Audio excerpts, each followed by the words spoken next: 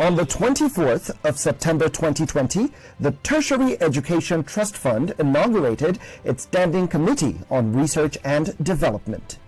This was a major step in the paradigm shift of the interventionist agency, which elevates research for development to be at par with infrastructure development.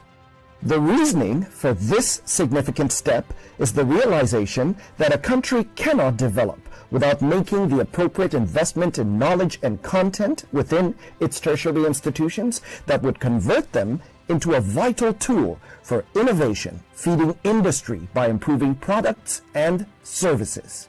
I am a believer in the gospel as preached by our President and Commander-in-Chief, President Muhammad Buhari, GCFR, that research and our continued investment in it will herald the rebirth of a Nigeria that works for all of us.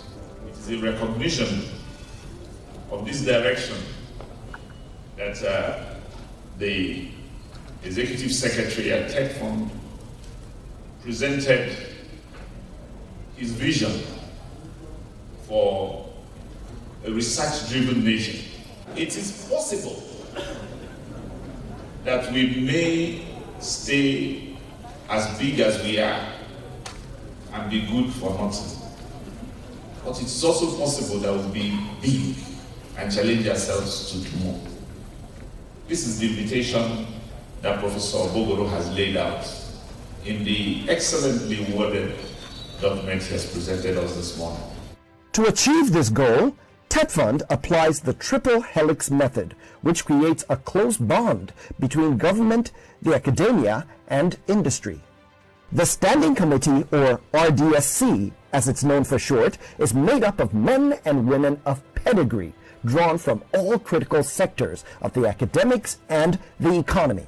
Overall, the academics are in the majority.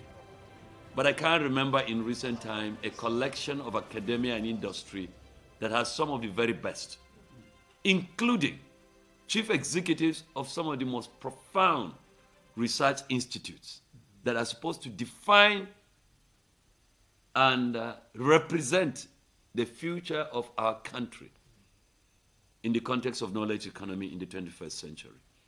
I want to acknowledge all of you. The great job you've done is deeply appreciated. 5 months after the inauguration, the RDSC had carried out extensive work by closely examining 13 thematic areas, which form a foundation upon which our economic revolution can be built. The thematic areas reflect the objectives of the Sustainable Development Goals set by the World Bank. These 13 sector-based thematic areas include agriculture, that includes, of course, climate change, food security, food science and technology, etc. Environment and biosciences. 3, medicine, One Health, in other words, human, farm animal, wildlife health, etc. 4, pharmaceuticals. 5, ICT digital economy. 6, petroleum fossil resources, solid minerals and mining. 7, industrialization, manufacturing, trade and investment economy. 8, engineering, technology and mineral science development, infrastructure development, education, energy, governance, social development and internal security. Finally, not the least, defense and the military. In February 2021, TETFund convened a 4-day meeting to receive feedback from the RDSC, which is also tasked with working to evolve a research and development foundation. The event was kicked off with a welcome address by TETFund's Director for Research and Development and Centers of Excellence, Dr. Saliu Bakari Gire. My Executive Secretary, sir, since the inauguration of this committee till date, every day we are getting closer to the realization of your dream for a knowledge economy through R&D Standing Committee. Investment in content is the key to realization of true universities, polytechnics and colleges of education that can compete favorably anywhere in the world. And since your return, you have been investing heavily in libraries, investment in research, IBR, investments in applied research, as well as investments in centers of excellence. All these put together will ultimately lead to the realization of the dream of Nigeria that you do have, that Nigeria has the potential to be a knowledge-based economy that can compete favorably with any other country in the world. In his keynote address, the Executive Secretary of TETFund, Professor Suleiman Elias Bogoro, gave a recap of the journey so far and reeled out some key achievements. At the inauguration of the committee back on 24th September, you will recall my excitement at the caliber, proficiency, wealth of experience, and depth of expertise in the membership of RDSC. You may also recall the exhortation I gave you to embrace this national challenge wholeheartedly in the service of our fatherland. The overarching purpose of this meeting, as it were, are the validation and adoption of reports from the 13 thematic groups. 2. The verification and endorsement of the National R&D Foundation, NRDF for short. There's no gainsaying. My passion for research and innovation is anchored on my abiding conviction that the technological and socio-economic advancement of Nigeria would continue to be as elusive as a mirage as long as we continue to pay lip service to R&D. This is one reason why we should all count us privileged to find ourselves here at this epochal moment in the history of our dear country, at a time when our alignment of the critical factors of President Muhammadu Buhari, the Honorable Minister of Education, Malam Adamu Adamu's commitment, the support of the TETFund Board of Trustees, as well as synergy with the tertiary educational institution policy stakeholders and regulators, have resulted in the elevation of R&D and innovation to the top of national discourse. Many of you here will be keenly aware of a recurring theme in my speeches, keynote addresses, views, and interviews over the years. At every opportunity at different fora, I've tried to leave no one in doubt as to how dear to my heart the burning issue of R&D and innovation is.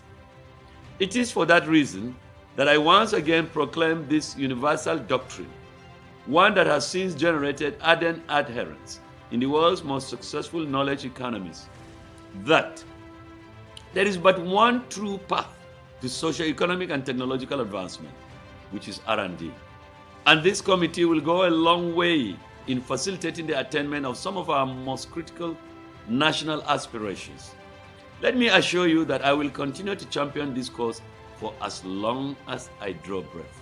Working towards the establishment of a National R&D Foundation, NRDF for short, for Nigeria stems from a recognition of the vital role such an institution would play in the realization of our national development objectives. I dare say, the importance of such an institution cannot be overemphasized. Having a foundation established by law with a policy instrument and clear mandate to coordinate, oversee, and most importantly, secure funding for R&D and innovation activities in the country would lay the foundation as well as define the trajectory, not just for the transformation of our beleaguered tertiary educational institutions from mere citadels of learning, where inputs and outputs have left much to be desired for far too long, but crucially, to the springboard of Nigeria's leap into the knowledge economy paradigm, in keeping with the established tradition that ivory towers are the bastion of intellectualism and the breeding ground for creativity, original thinking, and innovation that shape and define civilizations and also drive economies and development. It is in recognition of this that President Muhammadu Buhari has made quality education through science, technology, and innovation one of the pillars of the next level of the APC-led federal government.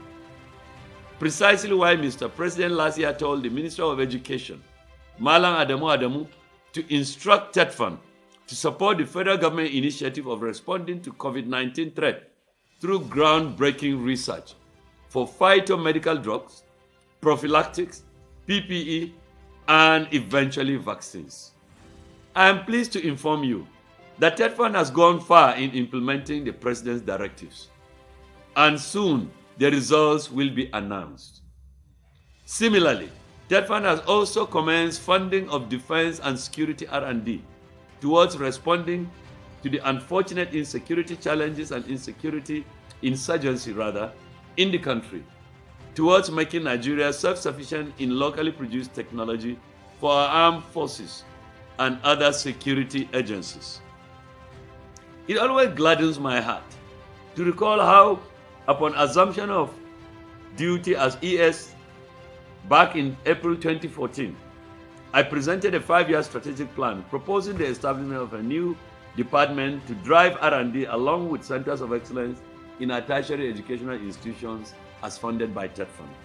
My expectation at that time was that the centers of excellence would ultimately partner with research institutes.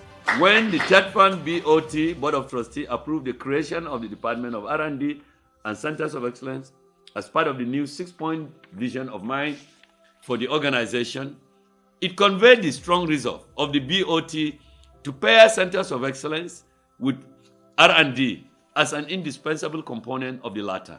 The chairman of the RDSC, Emeritus Professor Njida Gadzama, while appreciating TETFund for the support he received, also outlined some fruits that the committee's efforts have already yielded. In January 2021, history was made as Nigeria's prime auto company, Innoson Motors, signed an agreement with the National Agency for Science and Engineering Infrastructure to convert Naseni's research results into commercial products. Naseni will work to perpetually improve Innoson's technology. Naseni and Innoson Motors, they have signed OAU. This is the heart of R&D. Congratulations. And the visits, we have clapped for the visits. But if you read the report, you will be happy to feel the impact of this visit. This is the most important activity we have had so far. We hope others will add. But many of the visits that we had before, as enlightenment for this, actually, ES, we need to report that more.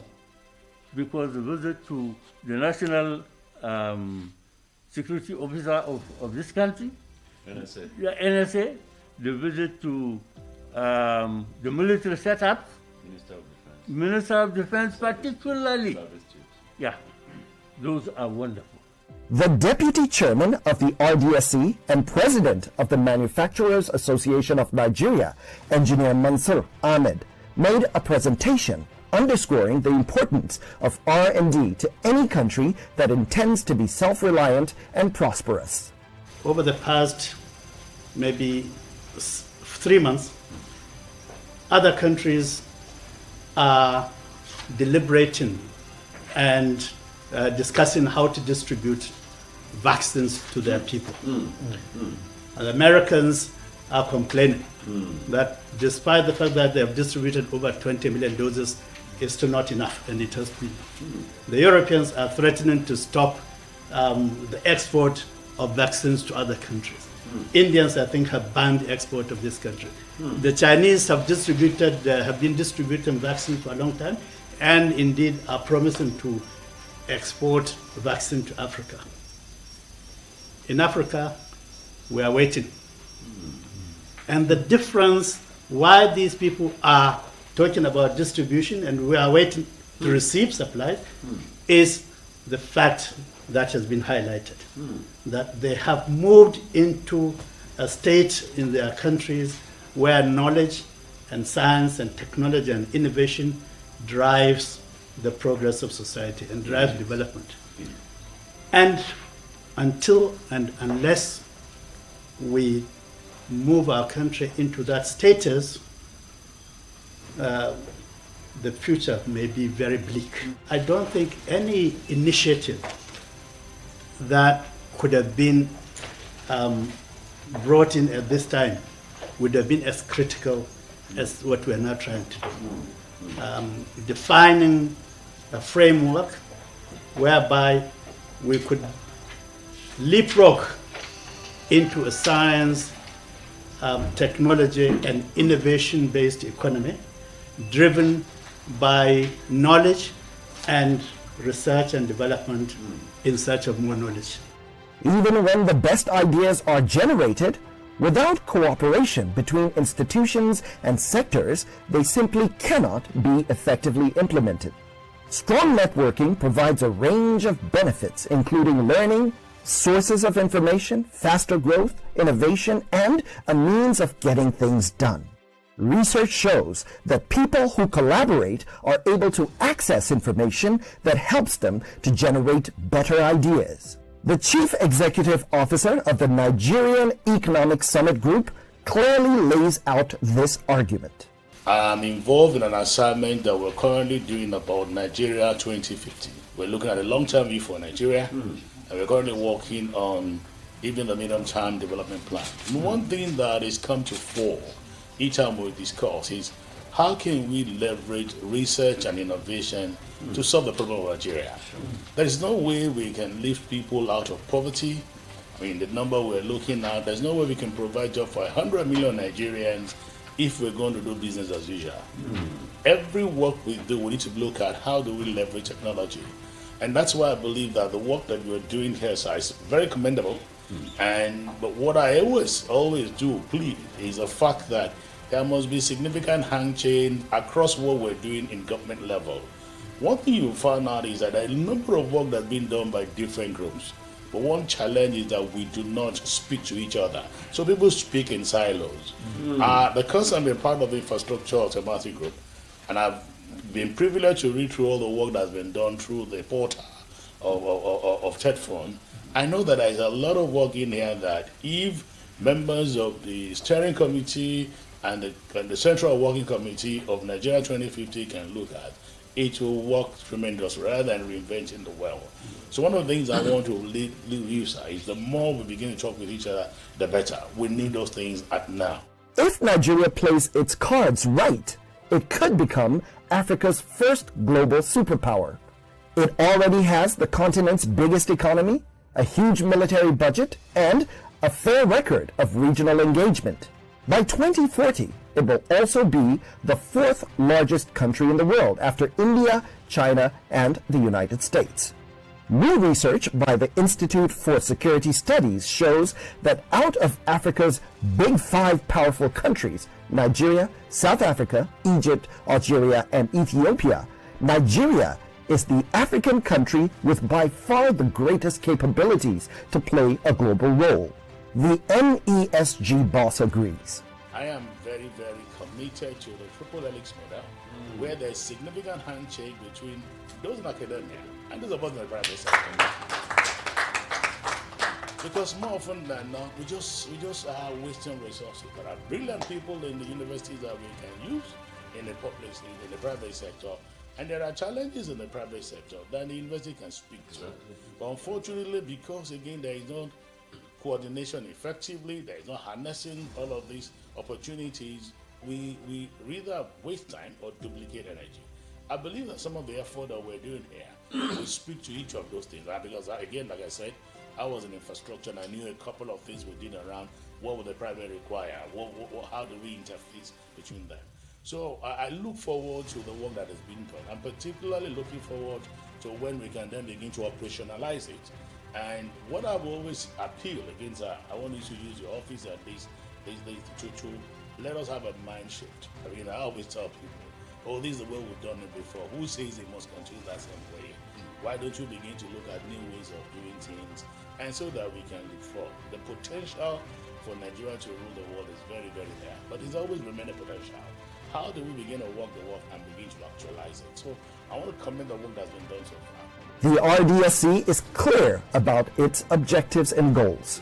The committee thoroughly understands the task ahead and has designed a roadmap while structuring a strategic approach for the establishment of the Research and Development Foundation. I mentioned the first technical report because it's an aggregation of ideas from all these people that are actually looking at triple helix as the fulcrum for building a new Nigeria.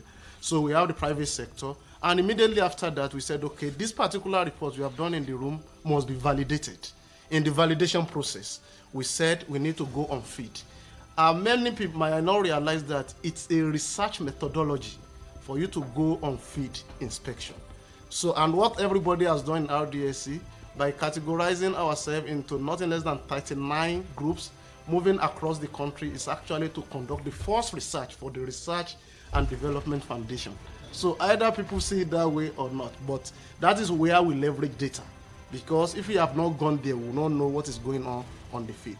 So the second report that we have was the product of that particular engagement. We have about 390 institutions visited within 3 weeks, and we have about 39 different teams that have moved across the country, covering more than 2/3 of the state of the Federation, where we know the R&D resides. We are going to be having the first draft of the document that will call 1.0 of the compendium of the landscaping of R&D in this country. We are not talking about data that are going to be mined from other sources. We are talking about real data that are going to be a reference point for some of our reconnaissance survey that we are going to do going forward and come up with some mine data to actually predict some of the analytics that will support this particular drive. For Nigeria to benefit from the proceeds of research for development, it will require a persistent, long-term focus on quality, innovation, and continuous improvement of the triple helix model. As part of this, the people, the organizations, management, and funding systems in the tertiary sector need to stimulate, to facilitate, to demand, and to celebrate the highest standard of excellence in research. People have been talking about teaching, and it is only when people are not teaching, that's when the university closes. However, what happens to the research component and the community development? You cannot improve on the content of what you are teaching for over a decade if you are not doing research, because the research, I usually centralize it within the pillar of the tripod. On this side is teaching, on the other side is community development. You can't develop the community if you don't have new ideas for them to live their life better. So that is what Professor Bogoro is communicating to the academia community, both locally and internationally, that we recognize that these three pillars must be working together for you to be a complete academia. At the TETFund RDSC meeting, Professor Bogoro also took some time to honor the committee members who passed away during the period of this national assignment. He had inspiring words for the loved ones that they left behind. It's recalled that, very sadly, we lost one of the three vice chairmen. As a victim of COVID, very sadly. And I'm sure you're also aware that we have lost actually 3 others besides him. Chairman and vice chairman of a particular group. We lost them. With the vice chairman earlier, the director general, NIPS Kuru, very sadly, my friend, Professor Habu Galadima. And a few weeks after, we lost his chairman, former vice chancellor, UNILAC, former vice chancellor, Alike, Ndufo Alike, pro-chancellor, First Technical University, Ibadan, Professor Ibidapo Obe. A few days, barely a week or thereabout, 1.5 weeks between, we lost Professor Odekule, one of the 3 vice chairmen, former member PACAC, Presidential Advisory Committee on Anti-Corruption. It's a sad one. The government of President Muhammadu Buhari is creating strong infrastructure and providing resources required to ensure that Nigeria grows sustainably and participates on the international scene. A strong tertiary sector and well-developed research infrastructure are just the entry stakes. We are living in ever-changing times where economic competitiveness and sustainability are concerned. Nigeria needs to constantly innovate to reach our national goals. We must not only learn how to learn better, but we must apply what we know in new ways. The basis of any knowledge society is constant innovation and new discoveries. And that is the paradigm shift.